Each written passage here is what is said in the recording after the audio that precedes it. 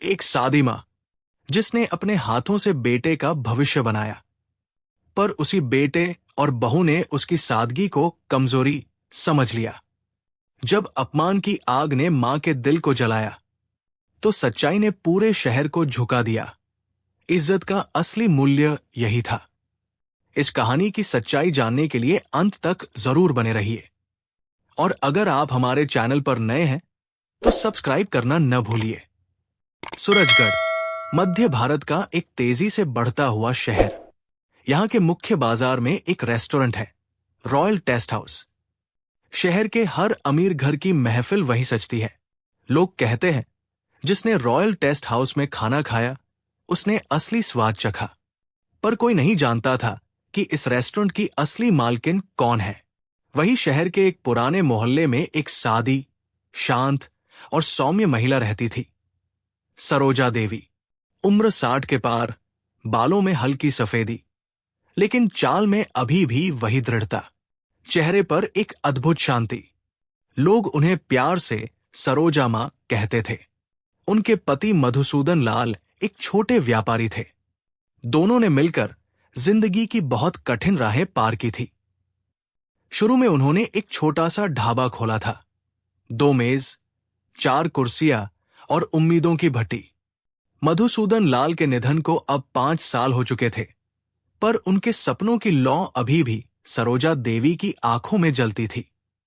उन्होंने वही ढाबा बढ़ाते बढ़ाते आज सूरजगढ़ के सबसे बड़े रेस्टोरेंट की श्रृंखला खड़ी कर दी थी, लेकिन अपने नाम के बिना। सरोजा देवी सादगी में यकीन रखती थी। कभी खुद को मालकिन नहीं कहलाया, सब कुछ मैनेजर राजीव मेहरा के जरिए चलाती थी। शहर के लोग उन्हें एक सीधी, साधारण बुजुर्ग विधवा के रूप में जानते थे, पर अंदर से वे एक मजबूत, आत्मनिर्भर और स्वाभिमानी महिला थी। उनका बेटा अमित कॉलेज में बहुत होशियार था। उन्हें यकीन था कि वह उनकी मेहनत की कीमत समझेगा, पर वक्त और लोगों की संगत इंसान को बदल देती है। अमित की शादी हुई डॉक्टर नेहा से, एक नामचीन प्राइवेट अस्पताल की डॉक्टर। शुरुआत में सब ठीक चला, पर नेहा के लिए सरोजा की सादगी पुरानापन थी। वो चाहती थी कि उसका घर भी सूरजगढ़ की एलिट सोसाइटी जैसा दिखे, स्टाइलिश, मॉडर्न, ऊंचा। धीरे धीरे अमित भी उसी दौड़ में शामिल हो गया। डॉक्टर नेहा पढ़ी लिखी थी, पर व्यवहार में कठोर और अभिमानी। वो अस्पताल में मरीजों से मुस्कुराकर बात करती थी, लेकिन घर पर उसकी मुस्कान मानो गायब हो जाती थी। वो अक्सर कहती, माँ जी, ये पुराने जमाने की आदतें अब नहीं चलती। अब लोग ब्रांड देखते हैं, दिखावा जरूरी है।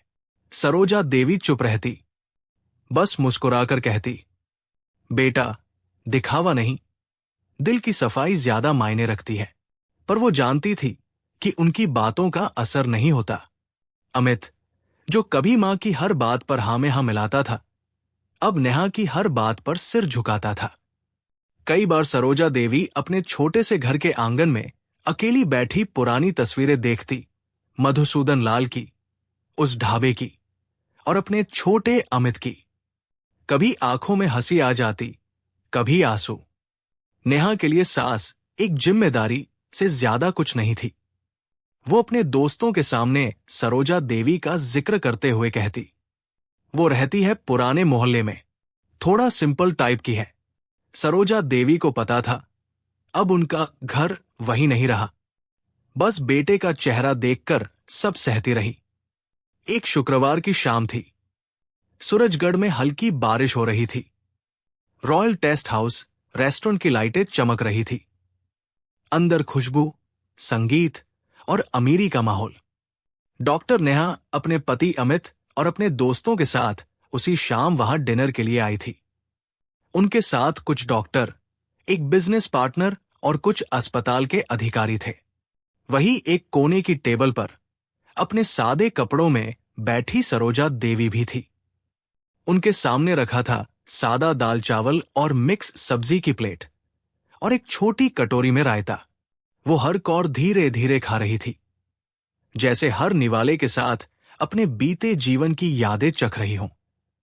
कभी मुस्कुराती, कभी खिड़की के बाहर बारिश की बूंदों को देखती। राजीव मेहरा, मैनेजर, उन्हें पहचानता था। इज्जत के साथ उनके पास जाकर बोला, माँ जी, खाना पसंद आया? हाँ राजीव, बहुत अच्छा है बेटा, जरा ये रायता और दे देना। आज बारिश में कुछ घर जैसा लग रहा है। इतने में दरवाजा खुला। चमचमाते कपड़ों में डॉक्टर नेहा और अमित अपने दोस्तों के साथ अंदर दाखिल हुए। रेस्टोरेंट में सबकी निगाहें उनकी तरफ। नेहा का स्टाइल, अमित का आत्मविश्वास, सबका ध्यान खींच रहे थे। नेहा की नजर जब सरोजा देवी पर पड़ी तो उसका चेहरा बिगड़ गया। वो झट से अमित के पास झुकी और बोली, अमित, वो देखो, तुम्हारी मां यहां। अमित भी चौंका। मां यहां क्या कर रही है?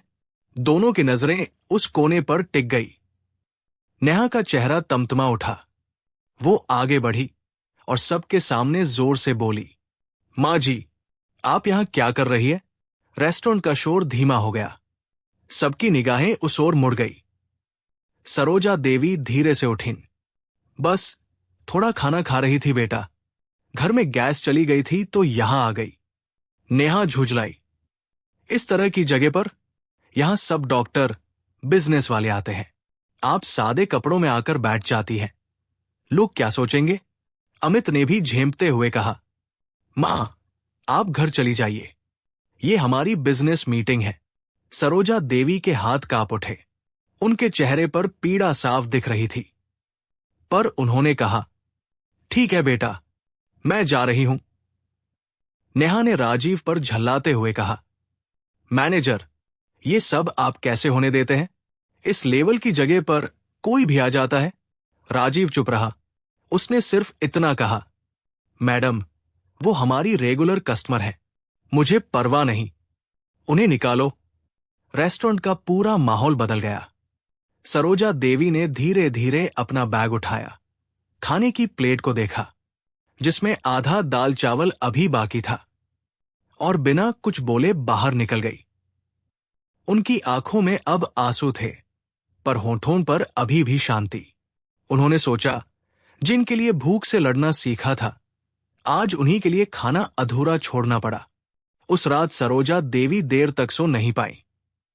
रेस्टोरेंट की वो शाम, अधूरी छोड़ी हुई दाल चावल की प्लेट और बहू के शब्द उनके दिल में बार बार गूंज रहे थे। यहां सब अमीर लोग आते हैं, आप जैसी नहीं। उनके सीने में आग सी जल उठी। उन्होंने खिड़की के पास बैठकर आसमान देखा और खुद से कहा, अब बहुत हो गया, अब वक्त है सच सामने लाने का। अगली सुबह उन्होंने अपनी पुरानी सहेली ललिता दीदी को बुलाया। चाय के प्याले के साथ पूरी बात सुनकर ललिता बोली, सरोजा, अब डरने का नहीं, जो सच्चाई तुम्हारे पास है उसे सबको दिखाओ। तभी लोग समझेंगे कि इज्जत उम्र या कपड़ों से नहीं, कर्म से मिलती है। उनकी बात सरोजा के दिल में उतर गई। उन्होंने तुरंत अपने भरोसेमंद मैनेजर राजीव मेहरा को बुलाया। राजीव वर्षों से उन्हें मालकिन की तरह सम्मान देता था, बस वो बात कभी किसी ने जानी नहीं थी। राजीव ने गंभीर होकर कहा, मैडम, मैं साथ हूं। जो कुछ उन्होंने आपके साथ किया है उसका जवाब अब सच्चाई देगी, गुस्सा नहीं। फिर सरोजा ने एक निजी जासूस विक्रम भाटिया से संपर्क किया। विक्रम ने कुछ ही दिनों में सब पता लगा लिया। अमित और डॉक्टर नेहा पर भारी कर्ज था, कुछ गहने गिरवी रखे गए थे, और सबसे बुरा, उन्होंने बच्चों की चैरिटीज के नाम पर पैसे अपने अकाउंट में डाले थे। सच जानकर सरोजा की आंखों में आंसू आ गए, पर गुस्सा नहीं था, बस एक ठंडा दृढ़ निश्चय था। उन्होंने मन ही मन तय कर लिया, अब अगली बार जब वो रॉयल टेस्ट हाउस जाएंगी तो सिर झुकाकर नहीं, सिर ऊंचा करके जाएंगी। और इस बार किसी को यह बताने की जरूरत नहीं होगी कि वो कौन है, क्योंकि सच खुद बोलेगा। शुक्रवार की शाम सूरजगढ़ का रॉयल टेस्ट हाउस हमेशा की तरह जगमगा रहा था, लेकिन आज की रात वहां कुछ ऐसा होने वाला था जो पूरे शहर को हिला देगा। रेस्टोरेंट के एक कोने में सरोजा देवी पहले से बैठी थी। साधारण साड़ी, हल्की सी मुस्कान और आंखों में अजीब सी शांति। आज न तो उनके हाथ कांप रहे थे, नहीं चेहरा झुका था, क्योंकि आज वे जानती थी कि अब इज्जत की कीमत लोग खुद चुकाएंगे। दूसरी तरफ दरवाजा खुला। डॉक्टर नेहा और अमित अपने दोस्तों और कुछ इन्वेस्टर्स के साथ अंदर आए। नेहा ने नीली सिल्क की साड़ी पहनी थी, हीरे की बाली चमक रही थी। वो अपने स्टेटस में पूरी तरह डूबी हुई थी। जैसे ही उसकी नजर कोने में बैठी सरोजा देवी पर पड़ी, उसका चेहरा फिर तमतमा उठा। अमित, फिर वही औरत यहां? ये क्या तमाशा है? अमित ने झट से देखा और सिर झुका लिया। मां, फिर से यहां? उसने धीरे से कहा, पर उस धीमी आवाज में भी शर्म झलक रही थी। नेहा सीधी वेटर की ओर मुड़ी और ऊंची आवाज में बोली, मैनेजर को बुलाओ, अभी के अभी। पूरा रेस्टोरेंट एक पल के लिए शांत हो गया। लोग कानाफूसी करने लगे। सरोजा देवी ने कोई जवाब नहीं दिया, बस मुस्कुराकर अपने बैग को थोड़ा सीधा किया। कुछ ही पलों में राजीव मेहरा मैनेजर वहां आ गया। नेहा गरज पड़ी, राजीव, मैंने कहा था ना, ये औरत यहां बार बार आ जाती है, निकालो इसे बाहर। ये जगह किसी बुजुर्ग धर्मशाला की नहीं है। राजीव ने शांत स्वर में कहा, मैडम, थोड़ी देर में ओनर खुद आ रहे हैं, आप उनसे बात कर सकती हैं। नेहा हंसी, औरतों की जगह का फैसला मैं खुद कर लूंगी, बुलाओ उस ओनर को। राजीव ने सिर झुकाया और धीरे धीरे दफ्तर की तरफ चला गया। वहां से लौटते वक्त उसके हाथ में एक फाइल थी, भूरे रंग की मोटी फाइल, जिस पर लिखा था royal taste house PVT limited ownership documents. वो सबके सामने आया। रेस्टोरेंट अब लगभग खामोश था। नेहा, अमित, उनके दोस्त और तमाम ग्राहक, सबकी निगाहें उस फाइल पर टिक गई। राजीव ने धीरे धीरे कहा, मैडम, जैसा आपने कहा, मैंने ओनर को बुलाया है। फिर उसने मुस्कुराकर सरोजा देवी की ओर इशारा किया, और ये रही हमारी ओनर, श्रीमती सरोजा देवी। पूरा हॉल कुछ सेकंड के लिए जैसे जम गया। नेहा की हंसी चेहरे पर ही रुक गई। अमित के हाथ से ग्लास गिर पड़ा। उसके दोस्तों के चेहरों से मुस्कान गायब थी। सरोजा देवी बहुत धीरे धीरे उठीं। उनका चेहरा शांत, पर आंखों में बिजली सी चमक थी। उन्होंने कहा, हां, मैं ही इस रेस्टोरेंट की मालिक हूं। और न सिर्फ ये, बल्कि सूरजगढ़ के 6 और रेस्टोरेंट्स की भी। रेस्टोरेंट में सन्नाटा। नेहा के गहनों की खनक तक सुनाई देने लगी। मधुसूदन और मैंने मिलकर ये बिजनेस बनाया था। मैंने कभी किसी से अपना नाम नहीं जोड़ा, क्योंकि मुझे दिखावे में नहीं, काम में भरोसा था। लेकिन आज मेरी ही बहू और बेटा मुझे ये कह रहे थे कि मैं इस जगह की नहीं। नेहा कांपती आवाज में बोली, आपने हमें बताया क्यों नहीं? सरोजा देवी मुस्कुराई, क्योंकि मैं ये देखना चाहती थी कि तुम मुझे मेरे दिल की वजह से सम्मान दोगी या मेरे पैसे की वजह से। और आज मुझे जवाब मिल गया। राजीव ने फाइल टेबल पर रखी। उसमें दस्तखत, रजिस्ट्रेशन, बैंक स्टेटमेंट्स, सब कुछ था। कोई शक की गुंजाइश नहीं। नेहा अब पूरी तरह टूट चुकी थी। अमित सिर झुकाए खड़ा था, आंखों से आंसू गिर रहे थे। उसने धीरे से कहा, मां, माफ कर दो। सरोजा देवी ने उसकी ओर देखा। माफी से पहले सीखो, बेटा। इज्जत मांग कर नहीं मिलती, अपने व्यवहार से मिलती है। नेहा फूट फूट कर रोने लगी। वो वही सबके सामने सरोजा देवी के पैर छूने झुकी, लेकिन सरोजा ने उसका हाथ थाम लिया और कहा, उठो नेहा, मैं चाहती हूं कि तुम झुको नहीं। बस अब से कभी किसी को उसकी सादगी के लिए नीचा मत समझना। पूरा रेस्टोरेंट तालियों से गूंज उठा। लोगों ने पहली बार देखा एक मां जिसने पैसा नहीं, सम्मान का बदला लिया। राजीव ने घोषणा की, आज की रात का डिनर सभी ग्राहकों के लिए मुफ्त रहेगा, हमारी ओनर श्रीमती सरोजा देवी के सम्मान में। लोग खड़े हो गए, तालियां बजने लगी, और नेहा की आंखों में सच्चे पछतावे के आंसू चमक उठे। उस रात के बाद रॉयल टेस्ट हाउस की चर्चा पूरे सूरजगढ़ में फैल गई। हर अखबार, हर सोशल मीडिया पोस्ट पर बस एक ही नाम था, सरोजा देवी, वो मां जिसने इज्जत से बदला लिया। पर दूसरी तरफ अमित और डॉक्टर नेहा के लिए वो रात किसी सजा से कम नहीं थी। नेहा का सिर शर्म से झुका हुआ था। वो जो कल तक खुद को स्टेटस सिंबल समझती थी, आज लोगों की फुसफुसाहटों में मजाक बन चुकी थी। अस्पताल में सहकर्मी अब मुस्कुराकर नहीं, तरस खाकर देखते थे।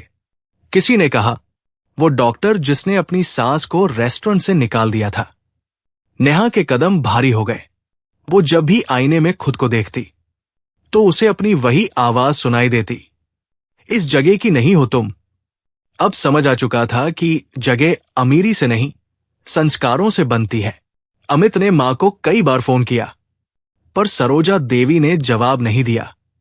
उन्हें वक्त चाहिए था, बेटे को भी और खुद को भी। नेहा ने सब कुछ खो दिया, शोहरत, आत्मसम्मान और अंदर की शांति। पर एक दिन उसने अचानक फैसला किया। वो उसी रेस्टोरेंट के बाहर खड़ी थी जहां उसने अपनी सास को अपमानित किया था। आंखों में आंसू, हाथ में फूल। राजीव मेहरा बाहर आया तो चौंक गया। डॉक्टर नेहा, आप? वो बोली, राजीव जी, सरोजा मां से मिलना है, कुछ कहना है, बस एक बार। राजीव ने अंदर जाकर खबर दी। सरोजा देवी वही अपनी टेबल पर बैठी थी, वही सादी साड़ी, वही शांति। नेहा उनके सामने आई, घुटनों पर बैठ गई और रो पड़ी। मां, मैंने आपको बहुत दुख दिया। डॉक्टर बनकर मैं इंसान होना भूल गई, माफ कर दीजिए। सरोजा ने बस इतना कहा। नेहा, मैं नाराज नहीं, बस दुखी थी। इंसान की असली डिग्री उसकी इंसानियत होती है। नेहा ने हाथ जोड़कर कहा, अब मैं आपकी तरह बनना चाहती हूं।